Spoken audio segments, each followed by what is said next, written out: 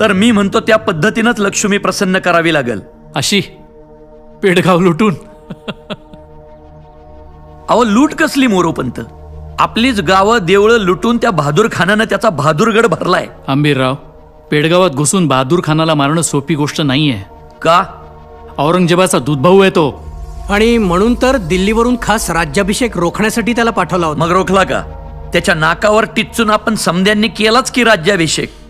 राज्याभिषेक रोखला नाही, पण तो रोखण्याकरता उत्तरेला शेगूळचा खंडोबा, भगवती माय, लक्ष्मीनारायण, मोरेश्वर आणि अशीच सोन्यानं मढवलेली कित्येक देवस्थानं भ्रष्ट केली त्या खानानं. गावागावातली मंदिरं ओस पडली आहेत.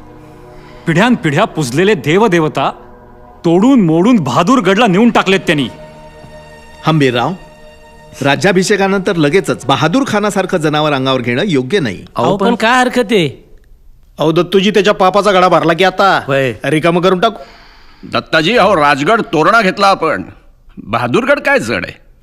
महाराज 35,000चं घोडदळ आहे पेडगावात. आणि बरं का सरसेनापती, आपल्या रक्ताचे पाठ रायगडाच्या पायथ्यापर्यंत येतील. जर लढाई झाली तर पाठवातील ना. म्हणजे बहादूर उतावीळ नवरा आहे. लग्नाचा विषय काढायचा अवकाश की तो गुडघ्याला बाशिंग बांधणार. नेमकं काय आहे काय तुमच्या मनात हंबीरराव? बोला हंबीरराव. निसंकोच बोला. महाराज, सरसेनापती म्हणून माझी ही पहिलीच मोहीम आहे. नव्या दमाच्या तरुण पोरांना घेऊन आखतो.